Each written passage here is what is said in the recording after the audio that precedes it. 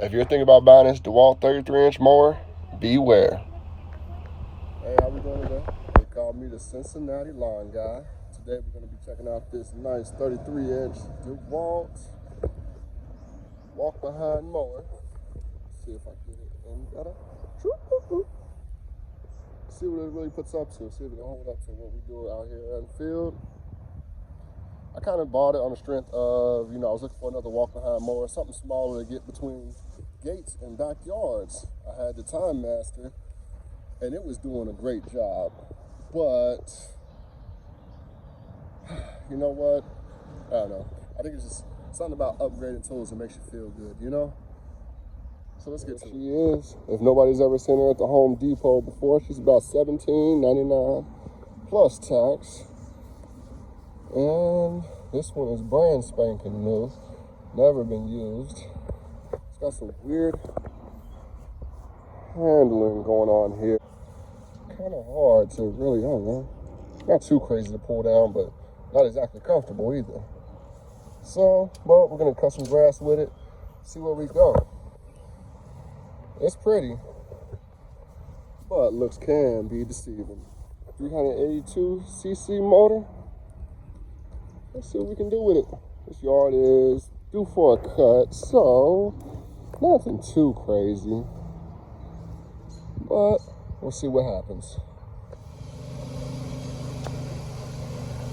So I know you guys probably can't see it as well as I'm feeling it, but this mower, each time you take it into a corner, you can't even let off the throttle just enough to like cornering, and you gotta completely dead stop it, circle it around, and then go ahead and hit the throttle again just for it to take off out of your hands, and it's very inconvenient.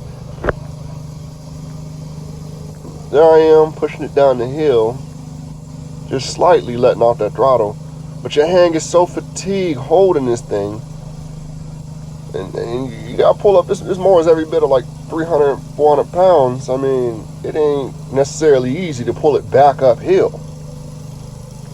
And it just takes off out of your hand.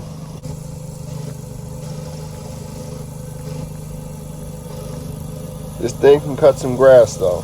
I took it around the house where you couldn't see, and I mean it was chopping down stuff. I mean, look at that corner right there. That's terrible actually. I just want to go back there. That is terrible. That thing about ran up on the sidewalk right there. You just can't control this thing. It's not pressure sensitive. It's either on or it's off. I wouldn't even dare get close enough to that hill for this thing to take off down into that beautiful car parked on the street. Look, you cannot stop this thing.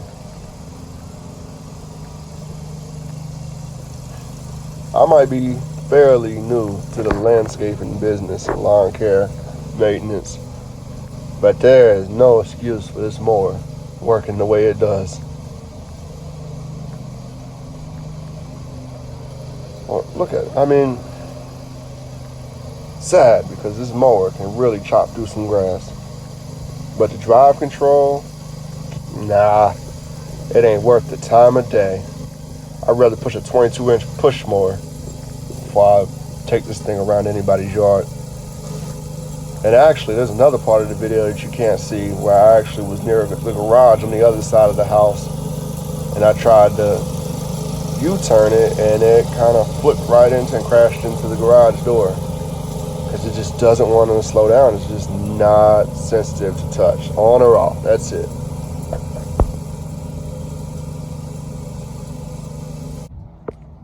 So the yard is finished. However, I don't know how good you can see in this video. There's technology these days. In any case, so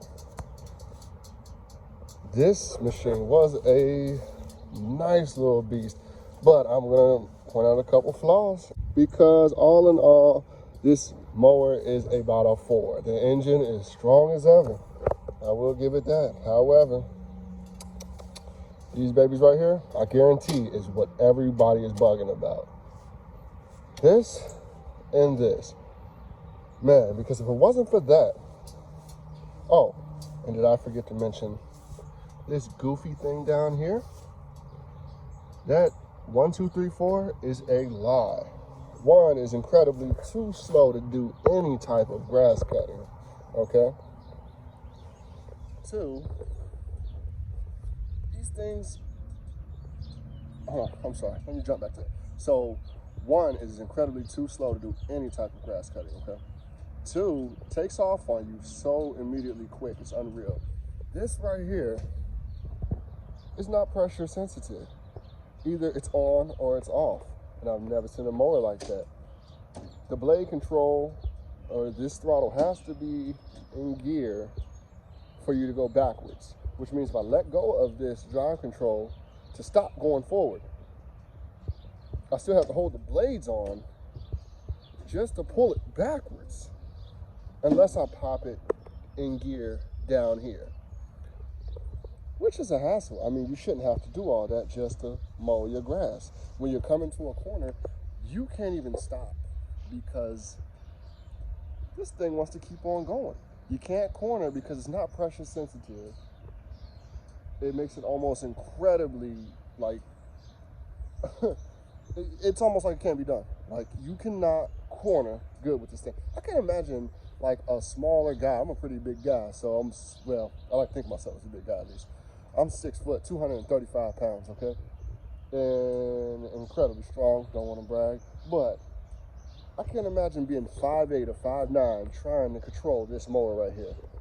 It probably wouldn't be able to be done at all. I mean, this thing it's just not good, man.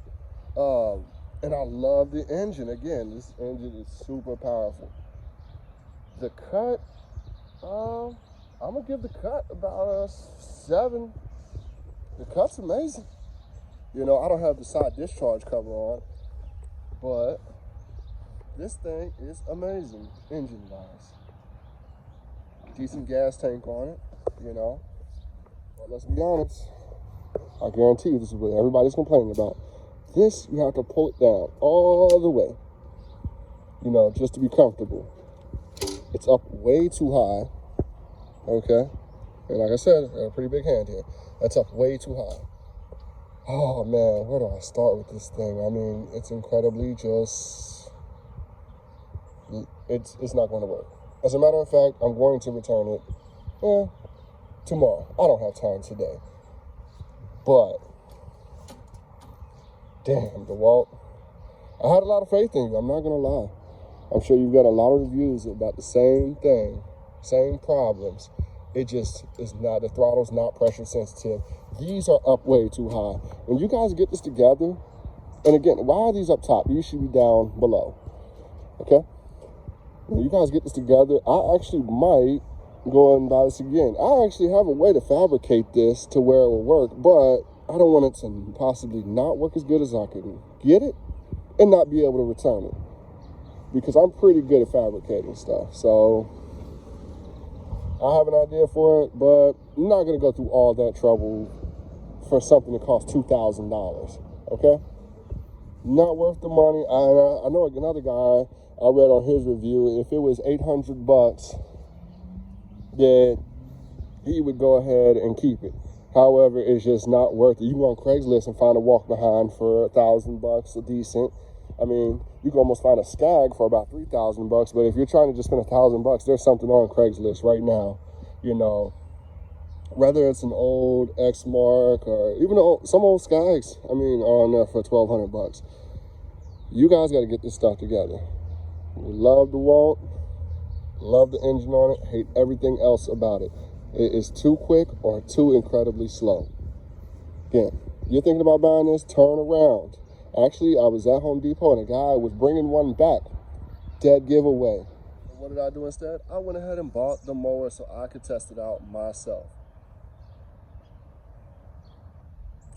Sometimes you should listen to what people try to tell you. However, you get different experiences. You get different experiences in whatever it is that you do. You know, I believe that some people can't fix things because they just don't know how to fix things. And a good man always told me once before, man can fix it. No, I'm sorry. Let me restate that. Man made it, man can fix it. And I stick by that, okay? I'm a young guy, but I know what I'm doing, okay? don't buy this mower until they get their stuff together, okay? See ya.